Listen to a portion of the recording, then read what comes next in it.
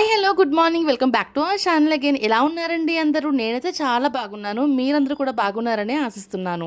పనస గింజల బిర్యానీ ఎప్పుడైనా ట్రై చేశారా? ఒకవేళ ట్రై చేయకపోతే ఈ విధంగా ట్రై చేసేయండి.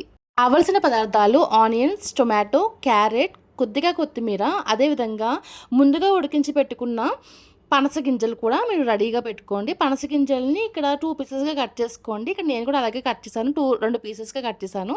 అండ్ దాంతో పాటుగా ఇప్పుడు నేను పక్కన చూపిస్తున్నాను కదా! మసాలా దినుసులు, బిర్యానీకి సంబంధించిన మసాలా దినుసులు అవి కూడా రెడీ చేసి పెట్టుకోండి. ఇప్పుడు ప్రాసెస్‌లోకి ఎంటర్ అయిపోదామా?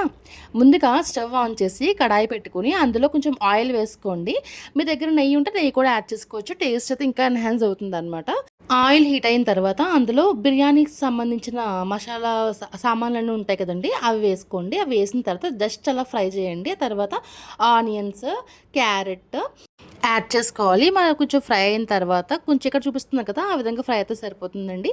అందులోనే ముందుగా ఉడకబెట్టుకుని కట్ చేసి పెట్టుకున్న పనస గింజలు కూడా యాడ్ చేసి కలుపుకున్న తర్వాత మనం టొమాటో కూడా కట్ చేసి పెట్టుకున్నాం కదండీ ముందుగా, అది కూడా యాడ్ చేసేసి టొమాటోలు ఎప్పుడైనా సరే యాడ్ చేసిన తర్వాత ఒకసారి కలిపేసి మూత పెట్టేయాలి. ఎందుకంటే టొమాటో స్మెల్ రాకుండా ఉంటుంది. అదేవిధంగా టొమాటో బాగా మగ్గాలి కాబట్టి మూత కొద్దిసేపు సిమ్లో పెట్టేసి మూత పెట్టేసిన తర్వాత ఇక్కడ చూసారా టొమాటో మొత్తం మగ్గి ఉంది. ఆయిల్ అంతా కూడా పైకి తేలింది. సో అలా వచ్చేంత వరకు కూడా టొమాటో మగ్గించుకుని మొత్తం అంతా మూత తీసేసి మొత్తం కలిపి అందులోనే అల్లం వెల్లుల్లి పేస్ట్ కూడా యాడ్ చేసి మళ్ళీ ఇంకొకసారి మిక్స్ చేసుకుని మళ్ళీ మూత పెట్టి కొద్దిసేపు మొత్తం అంతా మసాలా అంతా కూడా మనం ఏదైతే అల్లం వెల్లుల్లి పేస్ట్ చేసుకున్నామో అదంతా కూడా మనకి ముక్కలకి పట్టే విధంగా కొద్దిసేపు మగ్గుతుంది అనమాట.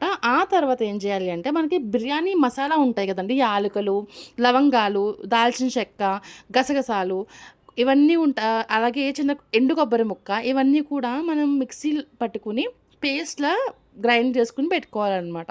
సో ఆ పేస్ట్ని మనం ఇక్కడ చూపిస్తున్న విధంగా ఇందులో యాడ్ చేసేసి బాగా మిక్స్ చేయాలండి. మిక్స్ చేశాక మూత పెట్టాలి. ఇది కూడా బాగా పచ్చివాసన పోయేంత వరకు బాగా మగ్గాలన్నమాట. ఇక్కడ చూసారా మగ్గడం అంటే ఏంటంటే ఇది మొత్తం అంతా మిక్స్ చేసుకుని మూత పెట్టి ఎప్పటి వరకు ఉంచాలంటే అందులో ఉన్న ఆయిల్ పైకి తేలేంత వరకు కూడా ఉంచాలి.